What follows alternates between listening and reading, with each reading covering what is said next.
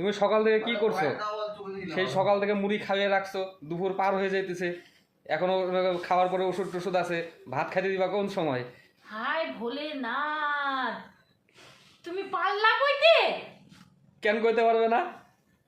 এখন কয়টা বাজে ঘড়ি দেখছো? আরে ঘড়িতে একটাই কাম, সারাক্ষণ টুং টুং টুং টুং করে ঘুরে, ওর তো আর কোনো কাম নাই। আমার ঘর মুছা, বাসন মাজা, কাপড় কাচা, পোলাপান খাওয়ানো, তোমার তেল মাখানো, ঠাকুর পূজা দেওয়া, নিজের তো কিছুই করা পারি না। কও, আর তুমি যে কইলা তোমার কেন আমি পরোটা আর তরকারি দিনাই সকালে? তা তুমি কামটা কি করো?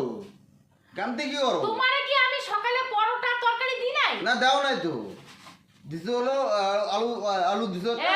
এই 50 বছর আলু হয়ে দিছো গেছে, একটা আলু দিছো খালি আলু দিছো একটা রুটি দিছো সুটার রুটি। উপরে ভগবান আছে, এত বড় বড় বোকা হইব, এত বড় না বড়। হবো না হবো না হ্যাঁ, মাইন্ড হইবো না।